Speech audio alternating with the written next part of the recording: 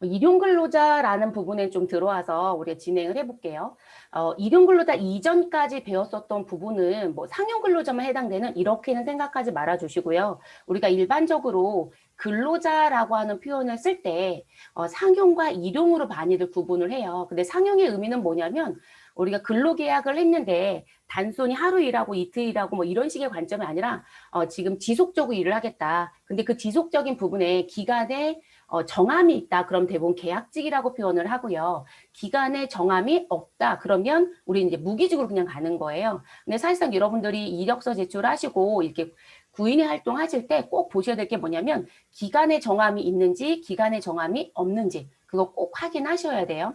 근데 그게 왜 중요하냐면 기간에 정함이 있다라는 부분은 그 문구 어딘가에 아주 조그맣게 계약의 의미가 써 있는 경우들이 있어요. 근데 그렇게 되면 그 계약 기간이 만료가 되면 내가 재계약이 될 수도 있지만 그렇지 않다라면 계약 기간까지만 근무를 하고 그만둘 수밖에 없는 상황들이 되는 거예요. 그래서 그런 부분들이 있기 때문에 반드시 이력서 제출을 하실 때 그런 거 꼭 확인을 하시고 또는 뭔가 문구가 조금 이상해 보이는데 특별한 표현이 없다 그러면 면접 보실 때 물어보셔도 돼요. 네, 물어보셔도 되시고 그래서 이제 기간 정해져 있든 정하지 않든 일반적으로 이제 그들을 뭐라고 부를 거냐면 상용직이다라고 이제 많이 부른다고 보시면 돼요.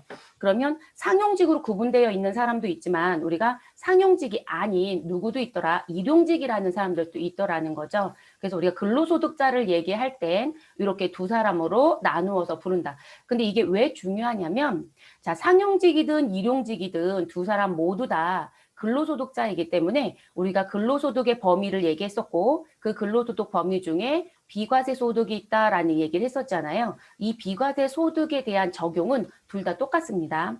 오해하는 게 있어요. 상용직은 비과세가 되지만 일용직은 비과세가 안 된다는 얘기를 하시는 분들이 계시다고요. 근데 그렇지 않아요. 뭐 심지어는 저랑 같이 수업했던 분 중에 그분은 현업세무사예요. 근데 수업도 하시고 세무사업도 해요. 근데 저한테 어느 날 뭘 물어봤었냐면 이제 그분 같은 경우 라이센스를 따고 이제 어느 소속으로 일을 하다가 본인이 이제 개업을 하고 강의도 이제 했던 상황이신데 뭘 물어보셨냐면 황수님 일용직도 비과세가 되던가? 돼요? 이러면서 물어보신 거예요. 당연히 되는 거죠. 근데 이분이 공부를 하셨지만 실제 실무적으로 들어왔을 때 일용직의 비과세를 많이들 물어보질 않으세요.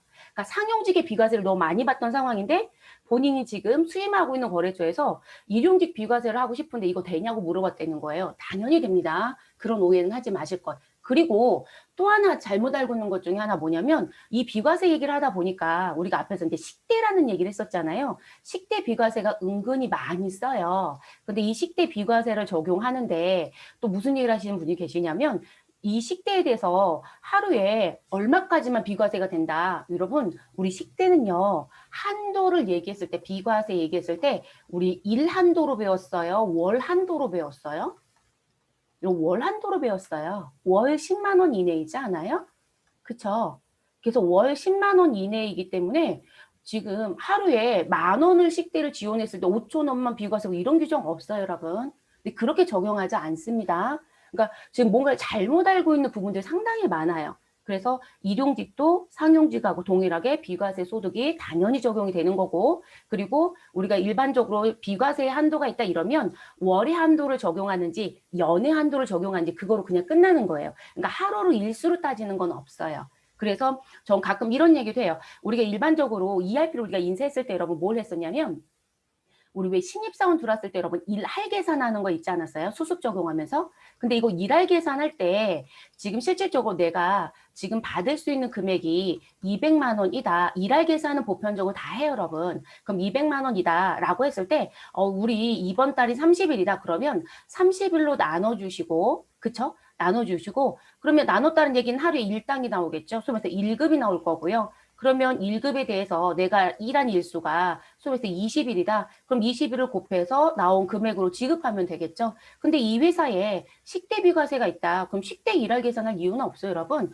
여기에서 식대를 그대로 빼서 얼마 비과세 해주시면 될까요? 10만 원 비과세 해주시면 되는 거예요. 그런데 대부분 이거 하시라고 하면 기본급에다가도 일한 식대도 일할 이러고 계세요. 그럴 필요는 없어요, 여러분. 전체를 무엇하시고 일할 계산하시고 거기서 식대로 그냥 10만 원을 빼고 비과세할 수 있는 금액을 빼주시고 그리고 무엇하시면 돼요? 나머지를 기본급에 그냥 올려주시면 되세요. 일할 계산 전부 다 안 하셔도 돼요. 그것 때문에 우리 왜 ERP 같은 경우는 그 손계산에 대한 부분에 개념을 넣을 수 있는 부분이 뭐가 있었냐면 우리가 일할 계산을 전부 다 적용할 건지 그냥 전액 줄 건지 이런 얘기 한 적 있어요. 우리 지급과 공제에 대한 항목 등록을 했었을 때 식대 그러면 환경 설정에서 설정했던 부분을 그대로 갖다 쓸 건지 아니면 그냥 지급할 건지 아니면 아예 미지급할 건지 지급 안 할 건지 뭐 이런 식의 선택 버튼이 있었단 말이에요. 그러니까 그들은 아예 프로그램 자체적으로 아예 세팅 값을 해놓고 그렇게 쓸 수 있는 기능들이 들어져 있는 거죠. 그런데 그런 프로그램, ERP 프로그램 빼고는 다른 부분은 모두 다 여러분이 손으로 계산한다고 보셔야 돼요. 그러니까 이제 이 계산할 때 그냥 우리가 기본급에 각종 수당들이 있으면 그걸 전부 다 일하라는 줄 알고 계시더라는 거죠. 그럴 필요는 없어요. 비과세는 그냥 월 한도 전부 다 해주셔도 아무 상관이 없습니다. 그렇게 해주시고요. 자, 그러면 일용직 근로자라고 해서 나온 이 사람들의 다른 점을 하나 더 얘기를 할게요. 요거는 이제 조심하시는 부분의 얘기까지 다 한 거고.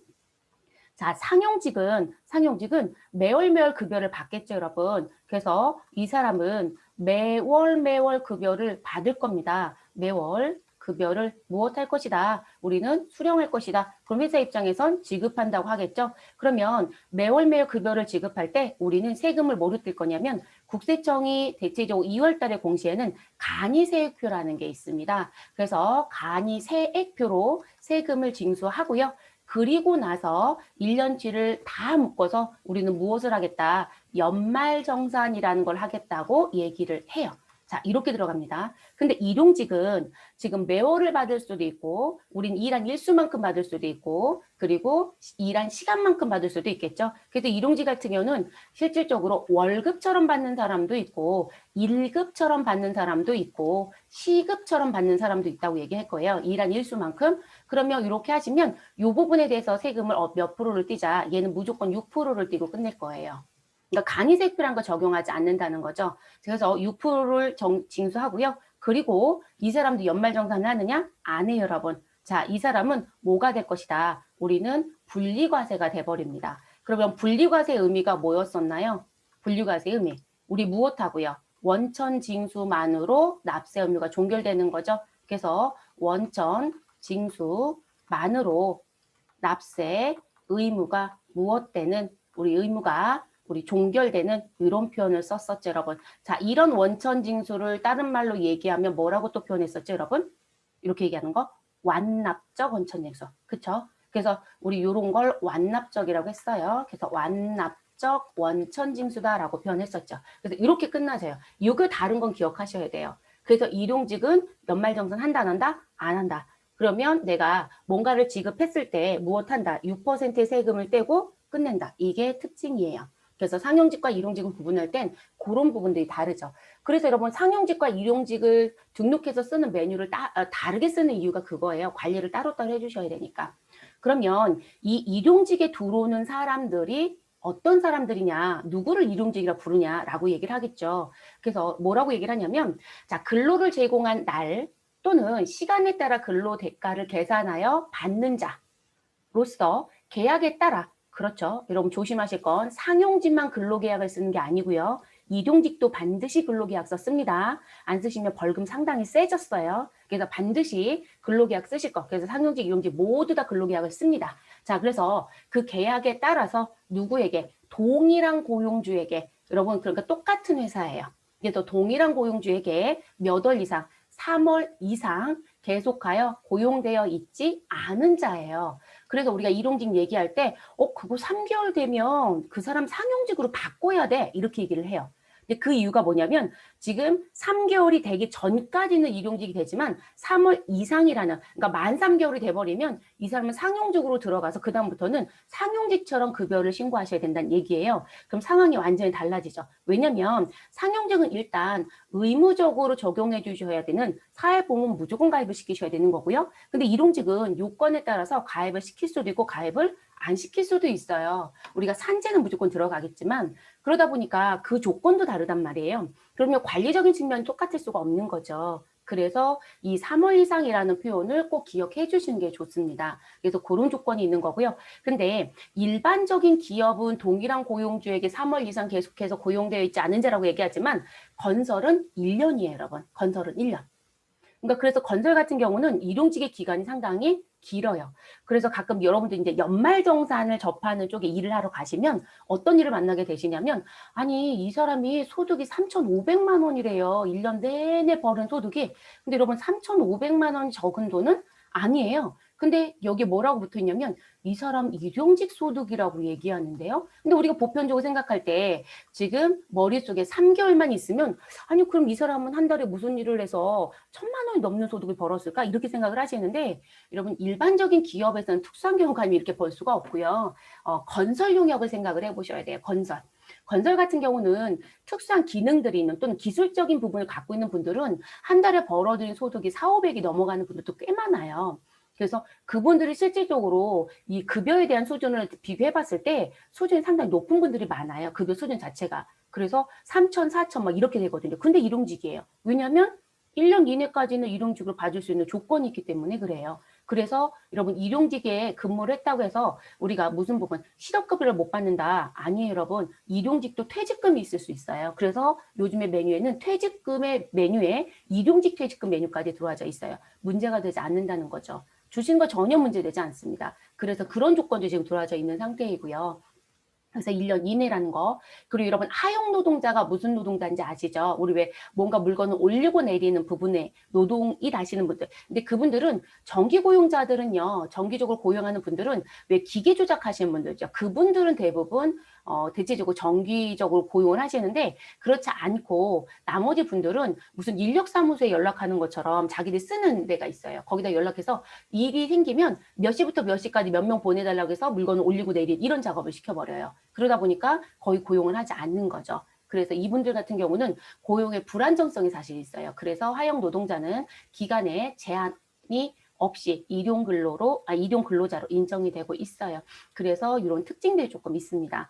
그리고 이게 동일한 고용주에게 3월 이상 계속이라는 표현이 있잖아요. 자, 이게 무슨 얘기냐면, 자, A라는 종업원이 있는데 일용직으로 저희 얘기할게요. 근데 이 사람이 우리의 회사에 3월에 와서도 일을 했고요. 4월에 와서도 일을 했어요. 근데 이제 2달을 일하고 중간에 공백이 있어요. 자, 공백이 있고 우리는 다시 7월에 A라고 하는 사람을 다시 불러서 우리 일 좀 같이 해주세요라고 해서 7월에도 일을 했고요. 그리고 우리는 8월에도 일을 했대요. 그럼 1년을 놓고 봤을 때는 4개월을 일을 했지만 이 사람은 계속하여라는 부분은 아닌 거죠. 자, 계속하여 일한 건 2개월, 중간에 공백이 있으니까 계속하여에 대한 3개월이 아닌 거예요. 그러면 이렇게 일하게 되면 3월, 4월, 7월, 8월 모두 다 뭐가 된다? 다 일용근로로 신고하는데 아무런 문제 없어요. 자, 그랬더니 또 불법을 합니다. 자, 무슨 불법을 하시냐면, 근데 이게 연속하여라고 했더니 상용지로 간다는 문제점이 있다 보니까 이분들은 상용지가 올리고 싶지 않은 거예요. 그랬더니 3월, 4월은 A의 이름으로 신고하고 이 중간에 공백이 사실 일이 있었던 거죠. 그래서 A가 5월도 일을 하고 6월도 일을 했다. 근데 A한테 얘기합니다. 너의 이름으로 신고를 하면서 일용직으로 신고할 수 없으니 너가 딴 사람 정보 좀 가져와. 그래서 B라는 사람 이름으로. 그랬더니 이 B가 A의 아들이더라는 거죠. 근데 아들 이름으로 어떻게 신고할 수 있었을까요? 라고 봤더니 이 아들이 군대를 갔다고 얘기하는 거죠. 그럼 군대 갔는데 일할 수는 없잖아요. 그쵸? 네. 그래서 이렇게 신고를 하는 불법이에요, 여러분. 제가 이 사례 왜 알려드리냐면 이걸 하신 분들이 너무 많았다는 거죠. 자, 그래서 국세청은 우리 지금 세무서는 무슨 조사를 하냐면 군대 조사도 해요. 자, 군대라는 건 뭐냐면, 자, 이 사람이 B라고 하는 사람의 이름과 주민번호를 신고를 했겠죠. 자, 조회를 합니다. 근데 신고했던 5월, 6월에는 이 아들이 군대가 있더라는 거예요. 그러면 신고 자료가 허위라는 거죠. 그럼 일단 이 신고를 한 회사한테 정보를 요청할 거예요. 5, 6월에 B로 신고했던 정보가 확실히 맞냐? 그럼 저희는 이제 모르는 분들 그러겠죠. 아유, 확실해요. 근데 뒤에 얘기를 합니다. 얘 군대 갔는데 얘가 어떻게 니네 회사에서 일을 했어? 라고 얘기할 거예요. 그래서 이 군사실에 대한 부분을 확인할 거고요. 군복무 기간에 대한 거. 그리고 또 하나 무슨 부분? 우리 출입국에 대한 부분도 조사합니다. 아니, 출입국은 왜요? 여러분 해외에 나가 있는 사람을 신고하는 분들도 있어요. 그래서 출입국 조사도 지금 현재 하고 있고요. 그리고 또 하나 병원에 대한 의무 기록도 봅니다. 아니, 병원은 왜요? 장기 입원 환자가 절대로 일할 수 없어요, 여러분. 그럼 병원에는 장기 입원 환자로 입원되어 있는데 이 사람 이랬다고 정보를 넣더라는 거죠. 왜냐면 요즘은 주민번호가 들어가서 바로바로 체크가 되기 때문에 이런 허위를 안 하시는 게 좋아요. 근데 여전히 하시는 회사들이 있더라는 거죠. 그래서 조심하셔야 되는 부분. 그리고 여러분들이 이제 가시면 신입으로 갈 거잖아요. 근데 이런 부분을 선임이 하라고 하시면 선임이 언제 나한테 일을 시켰는지 불법으로 보여진다 그러면 정확하게 본인의 업무 일지라든지 다이어리에 써놓으세요. 네, 이게 사람이 하는 일이다 보니까 가끔 본인들이 시켜놓고 내가 언제? 라고 하면서 이상한 얘기 하신 분들이 계세요. 네, 그래서 내가 잘못하지도 않는데 오히려 나한테 질타가 돌아오기도 합니다. 근데 회계 쪽도 그런 부분이 없다라고 할 수는 없어요. 그래서 조금 못된 사람들이 좀 많아요, 선임들 중에. 그래서 그런 부분들은 일단 내가 잘못된 거라는 건 알고 계셨으면 싶어서 말씀을 드렸어요. 자, 그럼 일용근로자는 지금 세금을 어떻게 징수할 거냐. 제가 앞에서 6%대입니다 라고 하는 건 얘기했어요. 6%는 머릿속에 무조건 기억을 하시는 게 좋겠고요.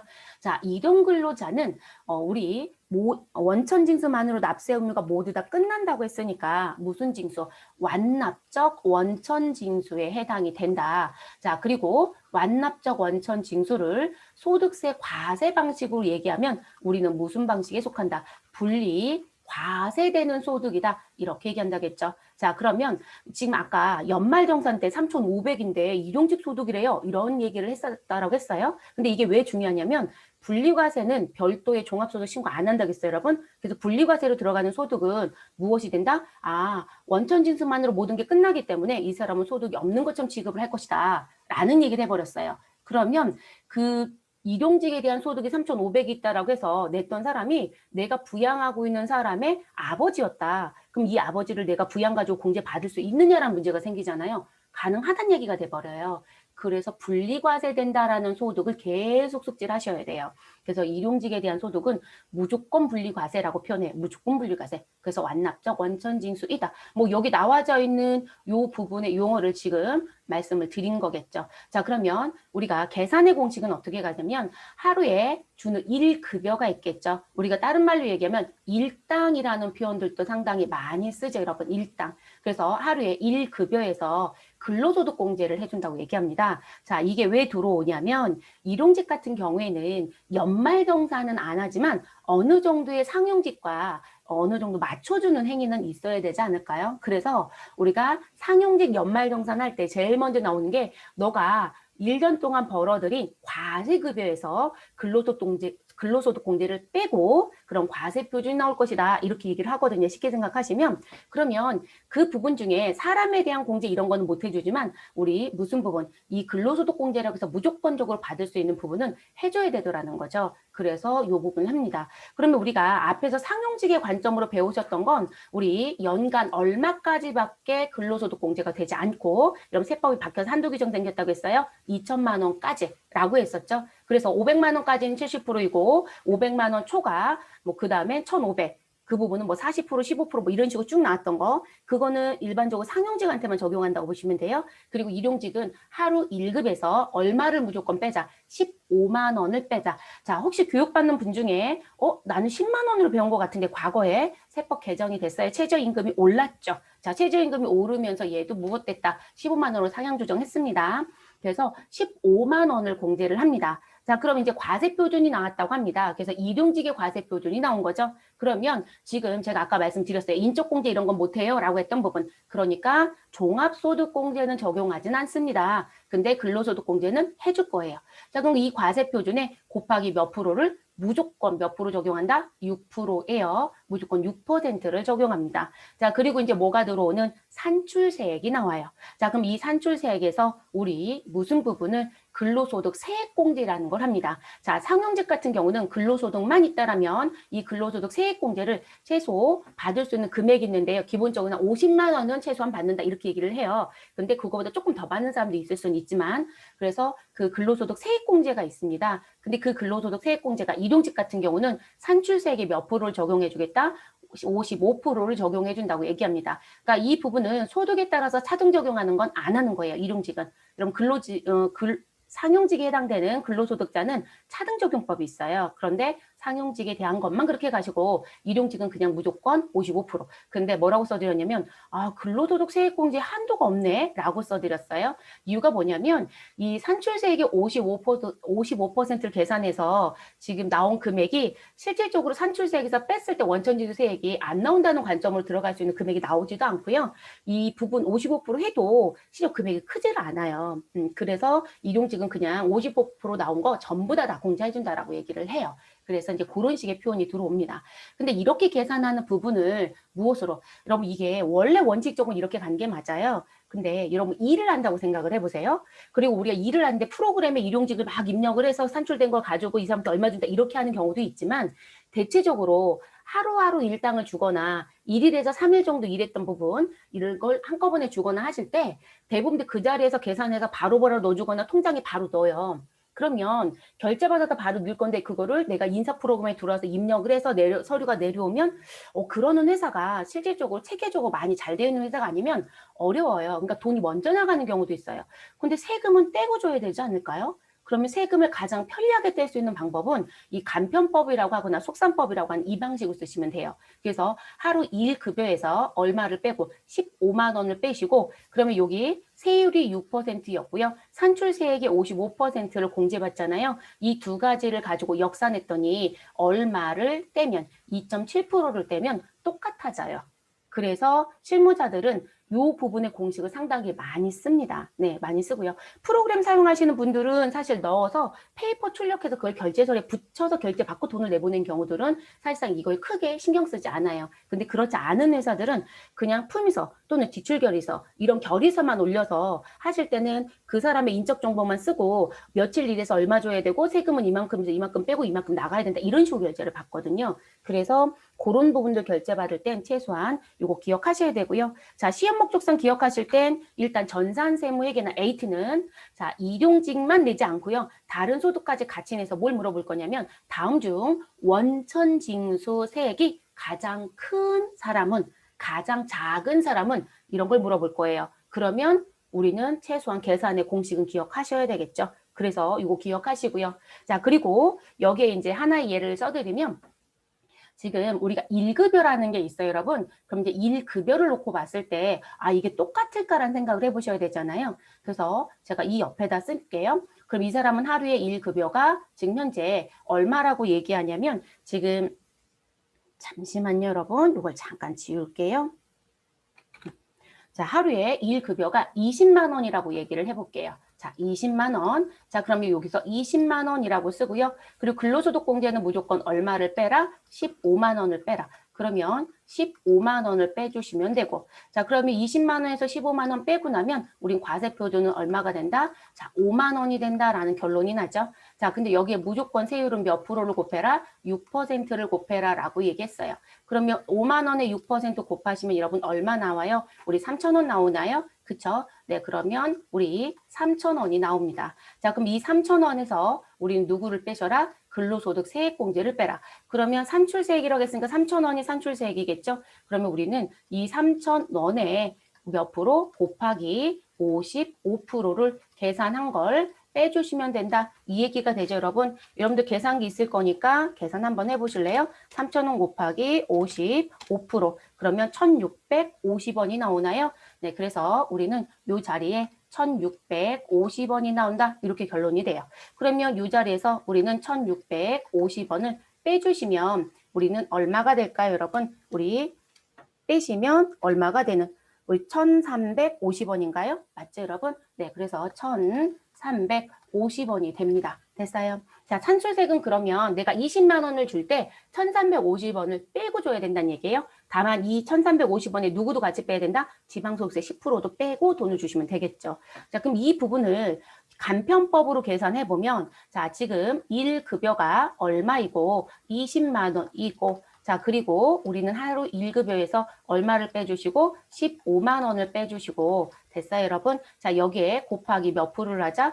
우리 2.7%를 하자. 이렇게 되는 거죠. 그럼 여러분 지금 위에서 계산해 FM대로 했던 부분을 지금 간편법으로 하시면 우리 5만 원에 대해서 몇 퍼센트를 적용하시면 된다. 2.7%를 적용하면 된다. 이 얘기인 거죠. 그럼 여러분 계산기 있으니까 이거 계산해 보시면 우리 1350원 동일하게 나오지 않아요? 그쵸, 여러분? 그러니까 이게 다르다라면 이 간편법을 쓸 수는 없는 거예요. 그래서 동일하게 나와집니다. 그리고 이제 한 가지 더 말씀을 드릴게요. 자, 지금 뭐가 있냐면 우리가 일반적으로 원천징수를 무조건 하는 게 아니고요. 우리 부가가치세 배울 때 여러분 소액부징수라고 했던 거 기억해요? 자, 우리 간이과세자는 예정신고 안 한다고 했어요. 고지가 원칙이라고 했었죠? 그쵸? 근데 그 고지서를 국가가 발부하지 않는 게 있었어요. 얼마이면? 30만 원 미만이면. 그쵸? 그래서 그거를 소액부징수라고 얘기했었습니다. 자, 그러면 소득세도 소액부징수가 있을까요? 없을까요? 있어요. 자, 그럼 그 소액부징수 중에 그 30만 원 규정도 똑같이 가요. 근데 그 30만 원 말고 뭐가 또 있냐면 원천징수 세액이 1,000원에 미달이 된다면, 그러니까 1,000원 미만이면 무엇한다? 원천징수를 안 한다고 해요. 그럼 여러분 지금 1,350원이니까 원천징수 해야 되는 거죠.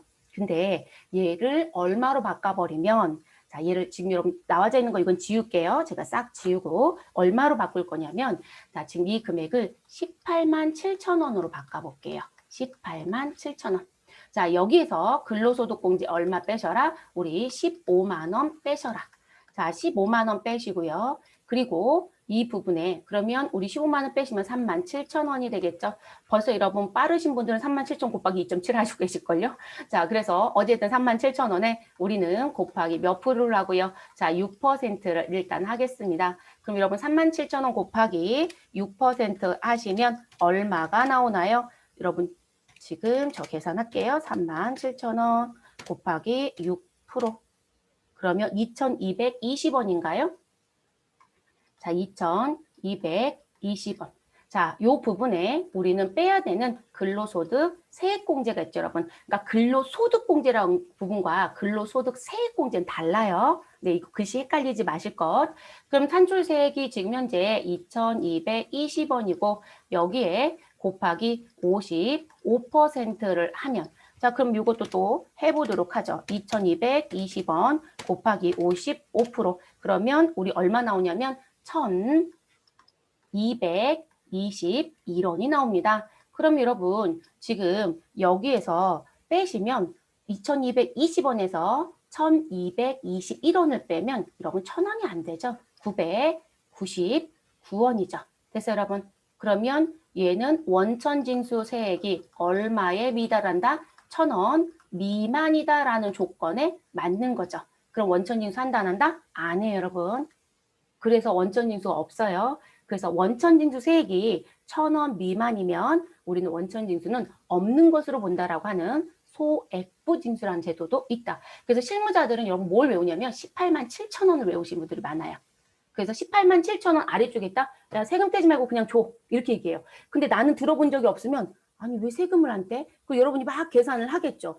그러면 쉽게 생각하면 1급에서 15만 원 빼시면 여기가 아까 3만 7천 원이잖아요, 여러분. 근데 이 소액부징수를 모르면 3만 7천 원에 2.7%를 하면 얼마가 나와요? 999원이 나오니까 여러분 마음속으로 생각하겠죠. 아니 떼야 되는데 왜 안 떼? 안 뗀다고요. 1,000원 미만은. 이해되셨어요? 그래서 18만 7천 원까지는 발생되는 세금이 없다. 근데 이제 이게 조심할 게 있어요, 여러분. 우리가 인사를 배웠잖아요. 그쵸? ERP 인사를 배울 때 우리가 뭘 배웠냐면, 여러분, 우리가 지금 무슨 법은 우리는 매일매일 주겠다라고 하는 매일 지급 방식이 있다라고 했었고요. 그리고 우리 일정 기간을 묶어서 주는 일정 기간의 지급 방식이 있다라고 했던 거 기억해요. 근데 이럼 이게 왜 다르냐면, 자, 지금 항상 이 글씨 나올 때마다, 지금 소득세 배울 때마다 계속 뭐가 붙냐면, 소득의 지급 시 원천징수한다고 계속 되어 있어요.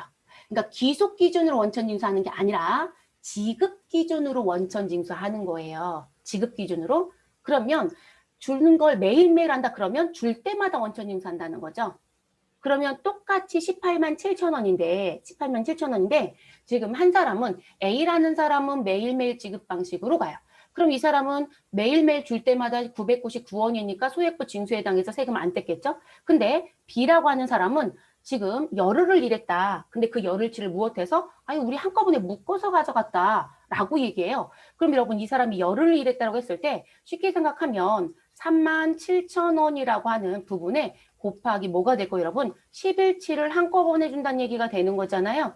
그러면 얼마가 되는 거예요, 여러분? 우리 요거 10일치를 한꺼번에 주면 37만 원인 거죠. 37만 원에 곱하기 우리 간편법으로 갑시다. 2.7%를 곱해보세요. 그러면 여러분 계산하시면 벌써 감이 오겠지만 999원에 소위 말해서 열흘치를 받겠다는 얘기인 거니까 우리는 만원 돈이 되는 거잖아요. 그쵸? 그러면 37만 원에 대해서 곱하기 2.7%를 하면 우리 9,990원. 여기 벌써 999원 써져 있으니까요. 열흘 친 거니까. 그러면 이 사람은 9,990원이에요. 그러면 1,000원 미만에 해당이 돼야 안 돼요? 1,000원 미만에 해당이 되지 않죠. 그럼 소액부 징수가 안 되죠, 여러분. 그래서 이게 ERP에서 그래서 계속 매일 지급 방식과 일정 지급에 대한 일정 기간 지급에 대한 걸 매번 내요. 근데 의미를 물어본 적은 없죠, 출제자들이. 그러니까 특이한 건 그거예요. 그러니까 이게 의미를 모르고 매일 지급으로 한대 그냥 넣고 일정 기간 지급한대 그냥 넣고 이러고 계시는 거예요. 근데 의미는 아셔야 되는 게 중요합니다. 그래서 실무자들이 이거 선택을 어떤 거로 쓰냐에 따라서 세금을 떼고 안 떼고가 달라지기 때문에 매우 중요한 부분이에요. 이거 불법하는 분도 있어요, 여러분. 일정 기간 지급 방식으로 가요.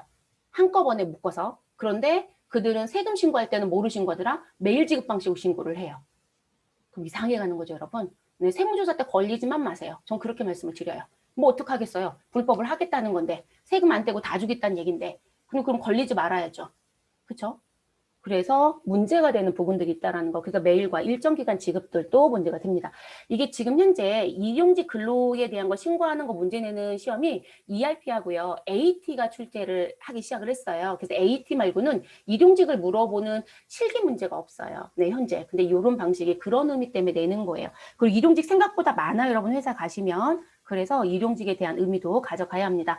자, 지금 노란색으로 표시했던 부분들은 모두 다 머릿속에 가져가셔야 됩니다. 네, 이거는 어차피 이론으로 충분히 낼 수 있는 문제이기 때문에 꼭 기억을 하셔야 되는 부분.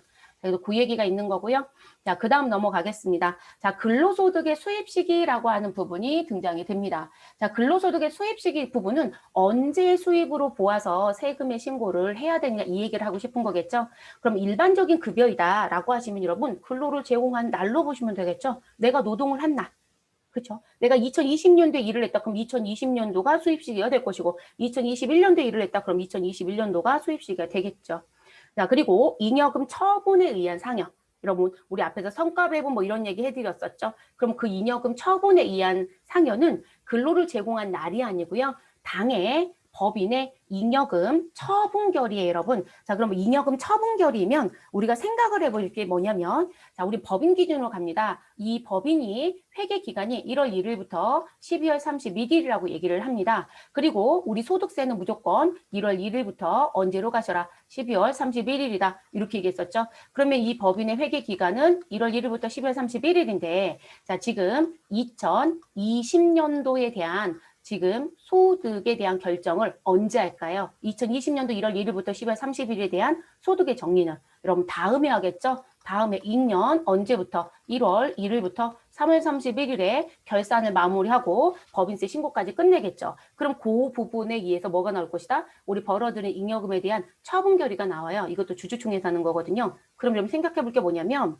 자, 2020년 1월 1일부터 10월 31일에 회계기간을 쓰는 법인에 내가 종사하고 있는데 잉여금 처분에 결의가 있었다라고 하시면 이 소득은 2020년도 소득이 아니라 몇 년도 소득이 될 것이다? 2021년도 소득이 되는 거예요. 그래서 내용이 달라지는. 만약에 이게 위에처럼 급여처럼 근로를 제공한 날로 가라 이러면 여러분 지금 제가 왜 1월 1일부터 3월 31일을 얘기하냐면 연말정산이라는 건 다음 연도 2월 말일까지 끝내야 돼요. 근데 대체적으로 12월 31일 결산인 회사는 대부분 3월에 결산을 마무리가 되죠요. 그럼 난 2월 달에 연말정산 끝냈는데 연말정산 다 수정신고해야 된다는 얘기가 돼요. 일이 너무 많이 커지죠. 그래서 잉여금 처분에 대한 결의일로 갑니다. 당해 법인의 잉여금 처분 결의 1. 그래서 대부분 이제 다음 연도 소득에 포함되는 현상처럼 많이들 갑니다. 자, 인정상여. 여러분 인정상여는 무엇 때문에 나오는 거였었죠? 법인세법상 상여로 처분된 금액 이런 얘기 했었죠. 자, 그 부분에 대한 부분은 우리 이거는 이제 여러분 수정신고 하셔야 돼요. 자, 뭐로 되어 있다? 해당 사업연도 중에 근로를 제공한 날 그럼 여러분 우회하고 똑같은 상황이다 라고 하면 나는 지금 2020년도 법인세에 대한 신고를 2021년도 3월에 하겠죠. 그쵸? 1월부터 3월에. 그럼 요거 하다가 뭐가 나왔다? 아, 우리 상여 처분 받았어요. 라는 게 생겼다는 거예요. 그럼 제가 조금 전에 얘기했던 것처럼 자, 상여 처분 받은 게 있으면 우리는 몇 월에? 2월에 연말정산은 벌써 다 끝냈는데 이 상여 처분 때문에 2월에 연말정산 끝낸 거 무엇 해야 된다? 여러분 재신고하셔야 돼요. 소위 말해서 수정신고합니다. 다행인 건 여러분 개인의 소득은 언제 확정신고한다고 배웠죠? 우리 소득세 기본 개념 끝났어요, 여러분. 다음 연도 5월 말까지였어요. 그러면 2월 달에 연말정산이 끝났다 하더라도 3월에 법인세 신고하는 과정 중에 상여 처분을 받으면 그 2월에 신고했던 거 다시 인정상여가 있어요 라고 해서 신고 들어가는 부분은요. 무엇 되지 않는다. 가산세는 붙지 않아요, 여러분. 네, 왜냐면 5월 이내 신고가 다시 들어가는 거잖아요. 그래서 5월 말일까지예요. 되셨어요, 여러분? 그래서 근로를 제공한 날이라는 거. 그래서 이 부분은 연말정산 다시 들어가야 합니다. 그리고 인정상여 처분이 있으시면 이 인정상여는 원천세 신고를 해야 되잖아요. 원천징수 신고를. 그 원천징수 신고서 따로 작성해서 내요, 여러분. 그래서 실무자들이 인정상여에 대한 처분이 나오면 정말 많이들 물어봐요. 왜냐하면 작성해 본 적이 없으니까. 기본적인 서류는 대부분 작성을 해보시거든요. 일을 하다 보면. 그래서 이제 요 부분에 대한 내용도 있다라는 거. 자, 주식. 아이고, 여러분. 배수가 아니고 매수예요. 제가 오타 냈어요. 네, 주식 매수 선택권. 자, 주식 매수 선택권은 주식 매수 선택권을 무엇한 날? 행사한 날. 그래서 행사한 날을 수입식으로 봅니다. 자, 주식 매수 선택권 반드시 기억하셔야 될 거 있다라고 했죠, 여러분? 내가 근무 중이다. 그러면 근로소득. 내가 회사를 그만뒀다. 그럼 퇴직한 상태이죠? 네, 그러면 무엇으로? 기타소득으로 간다고 했어요. 자, 그리고 근로소득에 해당하는 퇴직금의 한도 초과액 등. 여러분, 이거는 무슨 부분이었죠? 임원의 퇴직금에 무슨 규정이 있다? 한도 규정이 있다. 그래서 2019년도 귀속분까지는 몇 배수, 3배수까지는 퇴직소득 인정했다. 그런데 2020년도 세법 개정에 의해서 몇 배수? 2배수가 됐다. 그래서 지금 넘친 부분은 무엇으로 돌아라? 근로소득으로 돌아라. 그래서 지급받거나 지급받기로 한 날로 우리 수입 시기를 본다라고 얘기합니다. 그래서 이렇게 정리하시는 부분이 있고요. 자, 그 다음에 우리 팁박스가 있을 거예요, 여러분. 이 팁박스가 뭐냐면 앞에서 얘기했던 거 글러드린 거예요. 자, 법인세법에 의해서 상여로 처분을 받았다. 그럼 여러분, 얘는 근로를 제공한 날이 아니었었죠, 여러분? 그 법인세법에 의해서 상여처분 받으시면 잉여금 처분 결의라고 했으니까. 그래서 근로를 제공한 사업연도는 몇 년도이고 2020년도이고 결산 확정일은 2021년도 3월 25일이더라 라고 하게 되면 우리는 근로를 제공한 날이 속하는 2020년도 근로소득으로 보느냐 보지 않느냐 이 얘기예요. 근데 여기 법인세법에 의해서 상여 처분받았다라고 하는 인정상여잖아요. 그럼 인정상여는 근로를 제공한 날로 가라고 했고 잉여금 처분에 의한 상여금이다라고 하는 건 우리 무슨 부분? 우리 잉여금 처분에 의한 상여금에 들어가는 거니까 처분 결의로 가라고 했잖아요. 상황이 완전히 달라진다는 거예요. 이해되셨어요? 그래서 지금 이 부분 2020년도 근로소득으로 보기 때문에 우리는 2020년도 연말정산을 무엇해라? 수정신고해야 된다. 다만 5월 이전이라면 가산세는 없다. 이 얘기한 거고요. 자, 그리고 두 번째는 잉여금 처분에 의한 상여금은 대체적으로 이제 전년도에 결산이 끝나지면 실적에 대한 배당일 거예요. 그래서 2020년도 실적에 대한 상여금으로 처분 결의가 언제 됐다? 2021년도 3월 25일에 됐다. 자, 그런데 이 부분은 처분 결의를 속하는 부분에 소득으로 보기 때문에 우리는 2021년도 근로소득으로 본다. 그러니까 수정신고는 없는 거예요, 여러분. 그래서 이렇게 가는 부분. 근데 이제 그런 건 있어요. 법적인 얘기를 지금 해드리는데 가시면 어떤 회사가 있냐면 잉여금 처분을 결산이 끝나고 하지 않고요. 12월 달에 잉여금 처분을 하시는 분들이 계세요. 그래서 12월 30일 이전에 잉여금 처분에 대한 걸 미리 확정시키는 회사가 있어요. 그 불법은 아니거든요, 여러분. 그러면 그런 회사들 같은 경우는 뭐가 되죠, 여러분? 연말정산에 포함이 돼야 돼요. 그리고 아주 아이러니한 건 나는 돈도 안 받았는데 왜 세금을 떼는 거야? 그리고 지금 내가 내 보수로만 얘기했을 때 내가 받은 돈만 월급만 가지고 있을 땐 내가 오히려 돌려받는데 이 잉여금 처분 상여가 연말정산 하는 시기에 포함이 돼버리면 내가 돈을 받지도 않았는데도 불구하고 그게 포함되면서 세금을 오히려 내가 내야 되는 꼴도 생겨요, 여러분. 그런데 그건 회사가 방식을 그렇게 세웠고 내가 동의했다라면 그건 사실상 어쩔 수 없을 거예요. 그리고 회사가 그걸 왜 하냐면 본인들 비용 처리하고 싶어서요. 그러니까 지금 인건비 처리하고 싶어서 미리 12월 31일 이전에 지금 돈은 아직 안 나갔지만 결산서에 상여라고 놓고 미지급으로 계상하는 회사들이 있어요. 그래서 이제 그런 부분이 또 생기기도 합니다. 그래서 이 부분. 그래서 회사마다 조금 다를 수는 있어요. 우리는 이제 일반적인 부분으로 법에서 얘기하는 거대로 팁박스 예시를 드린 거고요. 자, 그리고 근로소득에 대한 원천징수로 넘어가 볼게요. 자, 원천징수에 대한 시기 그리고 지급 의제라는 게 있어요. 자, 원천징수라고 하는 부분은 원천징수 의무자, 여러분 보통적으로 원천징수 의무자는 누구이더라? 그냥 회사로 생각하세요. 자, 사업자 등록증이 있는 사람. 그러면 법인도 들어올 수 있고 개인도 들어올 수 있고, 그래서 회사가 매월 보내 누구를 근로소득을 지급할 때 우리 무엇해라? 원천징수해라. 반드시 지급할 때 원천징수한다. 이게 특징인 거예요, 여러분. 자, 그러면 이때 원천징수했던 소득세가 있는데 그 소득세를 무슨 부분? 징수일이 속하는 달에 다음 달 10일까지. 자, 다른 말로 얘기하면 이런 얘기가 되겠죠. 너 몇 월 달 급여니? 라고 하는 걸 우리가 뭐라고 얘기한다? 귀속이라고 합니다. 그래서 우리가 소득이 언제 생겼는지 라고 하는 표현, 그걸 귀속월이라고 하고요. 자, 그러면 그 귀속월이 저희는 5월입니다 라고 얘기를 해볼게요. 자, 그러면 5월이고, 그러면 너네는 회사에서 월급 언제 줘? 그럼 여러분 지급월이라는 게 나와야 되겠죠. 여러분 회사마다 이 돈 주는 방식이 다르죠. 5월달 급여를 5월에 주는 사람도 있고 5월달 급여를 6월에 주는 사람도 있단 말이에요. 자, 그러면 5월달 급여를 우리는 5월에 줍니다. 대부분 5월 25일이나 5월 말일에 주는 경우들. 자, 그래서 이렇게 줍니다. 그럼 여러분 우리는 원천징수에 대한 신고는 언제까지 해야 됩니까? 라는 걸 기억하라는 거예요. 그럼 원천징수 신고와 납부의 기한은 언제이다? 여러분 무슨 부분이요? 자, 우리 지급할 때 원천징수 한다고 했으니까 지급할 때 언제요? 5월에 징수했겠죠? 그럼 징수일이 속하는 달에 다음 달 10일. 그러면 우리는 언제까지 원천징수 신고를 한다? 6월 10일까지가 기한이 되겠죠. 됐을까요? 그런데 내가 5월 달 급여를 6월에 주었다. 문제가 되지 않잖아요. 그죠? 6월 10일에. 우리 10일날 월급 주는 회사 되게 많거든요. 자, 이렇게 주는. 그렇게 되면 우리는 지금 원천징수도 줄 때 하라겠으니까 여러분. 그러면 저희는 기한은 언제까지일까요? 7월 10일까지인 거예요. 됐어요? 자, 이 부분 시험 문제 2개 다 낼 겁니다. 그런데 여러분 얘를 A라고 쓰고 제가 얘를 B라고 쓰면 시험은 A를 많이 낼 것 같아요? B를 많이 낼 것 같아요? A. 자, 그랬던 2020년도 B의 문제를 냈어요. 또 난리가 났습니다. 뭐냐면 지금 원천징수 이행 상황 신고서에 반영하는 건 조회만 하면 되거든요. 아니 조회만 하면 들어와요. 그러면 귀속이 몇 월이고 지급이 몇 월이다 넣어주면 되는데 우리가 뭐만 계속 본 거예요. 5월달 급여를 5월에 주는 거. 그러니까 그달 급여를 그달에 주는 것만 보니까 그냥 무조건 5월부터 5월을 치고 들어가는 거죠. 그러면 자료가 집계되지 않아요, 여러분. 그러니까 우리가 ERP라는 프로그램은 너 귀속 기준 집계 할래, 지급 기준을 집계 할래, 귀속과 지급이 같은 걸 집계 할래, 이렇게 할 수 있는 방식을 선택할 수 있지만 ERP를 뺀 나머지 프로그램은 그렇게 방식을 선택할 수 있는 기능들이 거의 없어요, 여러분.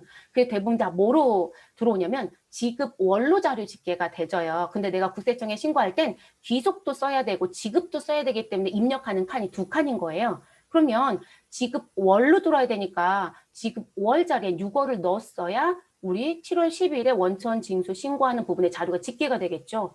근데 죄다 다 5월부터 5월을 쓰고 있으니 자료 집계가 되겠냐고요.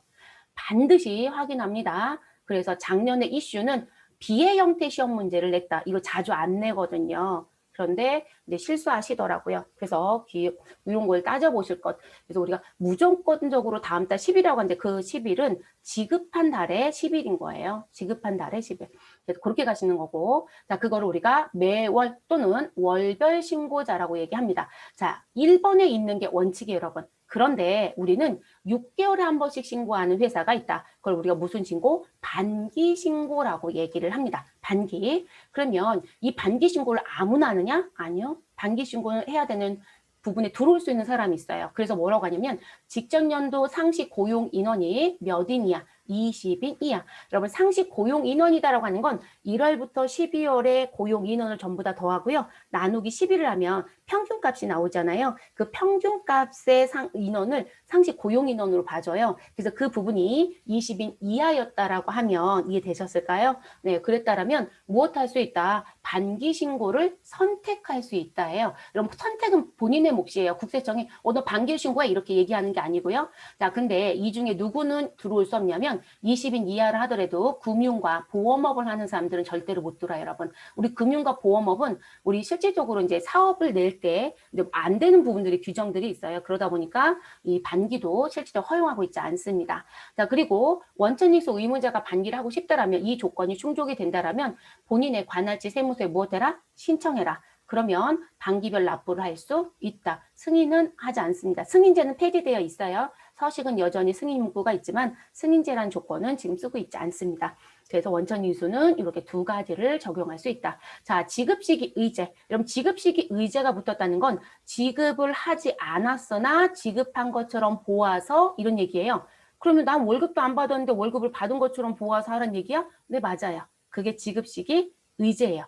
제가 앞에서 배당소득 얘기했을 때 여러분 법인도 배당소득에 대해서 배당을 받게 되면 원천징수를 할 수 있다는 규정이 있다. 다만 대부분 일반적인 배당에 대해서는 원천징수가 되고 있지 않다. 하지 않게끔 되어 있다. 이런 얘기하면서 말씀을 드렸었어요, 여러분. 근데 그거 말씀드릴 때 제가 아주 빠르게 뭐라고 얘기했냐면 자, 회사가 주주에게 배당을 준다라고 했을 때 무슨 뭐 상법은 1개월 이내에 줘야 된다는 규정이 있고 그리고 내가 아직 못 줬다라고 하면 소득세는 무슨 뭐 3개월 이내 준 것처럼 보아서 라는 표현 해드렸을 거예요. 그게 이런 배당소득의 지급 의제 요건이거든요. 그래서 안 줬어도 이러면 줘야 원천징수를 하잖아요. 그쵸? 근데 소득세에서 무슨 얘기하고 싶은 거예요? 원천징수를 해야 된다는 얘기를 하고 싶은 거예요. 그래서 배당 같은 경우는 지금 우리가 이제 결의를 했겠죠. 그래서 우리 배당에 대한 결의가 끝나지면 그 날짜를 기준으로요. 3개월 내에 안 줬더라면 3개월이 되는 날짜까지 준 것처럼 보아서 배당소득세 신고를 하셔야 돼요. 자, 그럼 근로소득도 그게 있다라는 거예요. 그런 걸 지급의제라고 얘기합니다. 지급시기 의제.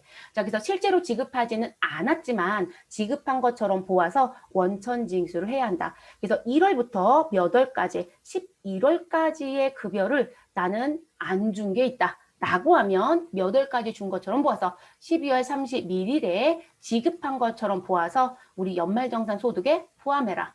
자, 그리고 12월 달 급여를 지급하지 않았다라면 2월 말일까지 지급한 것처럼 보아서 여러분 이 2월 말은 당연히 다음 연도 2년이겠죠. 근데 여러분 연말정산 언제까지 끝낸다고요? 다음 연도 2월 말이에요. 그러니까 여러분 내가 전년도 1월부터 12월 달 급여 중에 내가 못 받은 급여가 있어도 내가 다음 연도 2년 2월 말일에 연말정산할 때는 다 준 것처럼 보아서 무엇해야 되는 거예요? 연말정산 하셔야 된다는 얘기예요. 그래서 이런 부분들이 있다는 거죠. 이런 게 지급 의제라고 얘기를 합니다.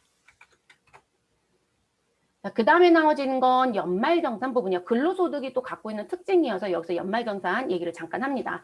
자, 우리가 일반적으로 연말정산이다라고 하는 건 우리가 회사에서 근로자한테 급여를 줄 때 매달 뭘 했을 것이다. 세금을 뗐을 것이다. 근데 그 세금을 무엇에 의해서 뗐을 것이다. 이러면 세금은 우리 국세청이 대부분 2월 달에 공시하는 뭐가 있다? 간이세액 조견표 또는 간이세액표라는 거에 의해서 징수를 했겠죠. 그래서 그 부분을 언제 보셨었냐면 우리가 ERP 인사했을 때 여러분 이렇게 되어 있는 표가 있었죠. 그래서 이쪽에는 누가 들어오고요. 소득에 해당되는 금액이 들어오고요. 자, 이쪽에는 누가 들어왔었나 여러분? 우리 내가 부양하는 가족의 수가 들어왔었죠. 그쵸? 그러면 내 가족의 수가 지금 현재 6명이다. 그럼 6명에 있는 부분 내가 지금 현재 소득이 300이다. 그럼 300의 자리와 6명이라고 했던 자리에 여기가 만나서 요 금액에 있는 소득세를 징수한다. 이게 간이세액비라고 했었어요. 그래서 우리가 부양가족수 카운트도 중요하다라고 했었죠. 그러면 그것에 의해서 세액을 뗐다는 거예요. 그리고 이게 간이세액표였단 말이에요.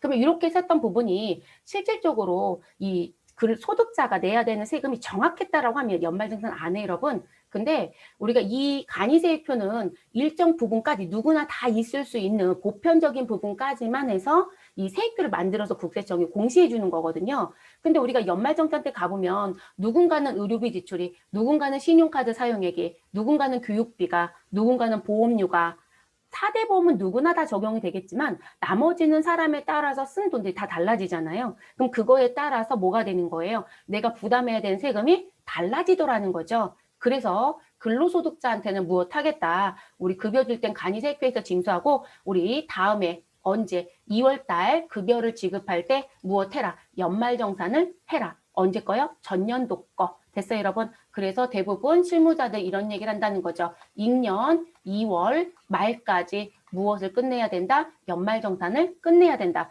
그래서 여러분 연말정산 끝나고 나서요. 근로소득자들한테 근로소득 원천징수 영수증을 줘요. 당연히 줘야 됩니다. 그래서 근로소득 원천 징수 영수증을 주는데 이 영수증을 페이퍼로 뽑잖아요. 그러면 아래 날짜가 무조건 다 뭐로 찍혀 있다? 2021년도 2월 28일. 무조건 그렇게 나와요. 바꿀 수는 있어요, 여러분. 근데 왜냐면 2월 말까지 해야 되니까 무조건 그렇게 찍히게끔 되어 있어요. 프로그램 세팅이. 아무도 수정 안 해요, 여러분.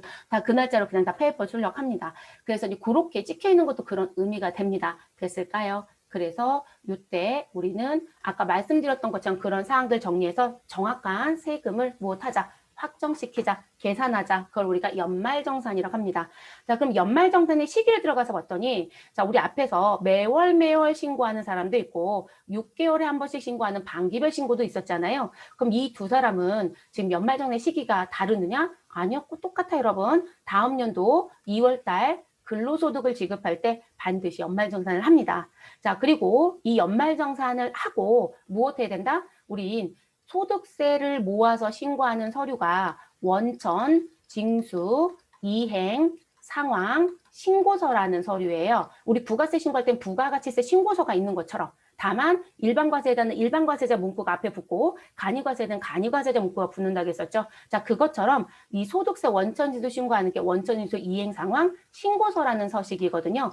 그러면 이 서식에 매월의 소득세 신고를 할 수도 있고 반기별로 6개월에 한 번씩 신고할 수도 있단 말이에요. 이 부분도 있지만 이 자리에 가보면 근로소득에 대한 연말정산도 신고하는 자리가 있겠죠. 그러면 이 원천징수 이행 상황 신고서에 이 연말정산한 부분을 반영해서 신고하셔야 돼요. 그걸 언제까지 해야 되느냐 보았더니 매월 신고자는 또는 월별 납부자는 다음 연도 언제요? 3월 10일까지 원천징수 이행상황 신고서에 반영해서 신고해야 되고요.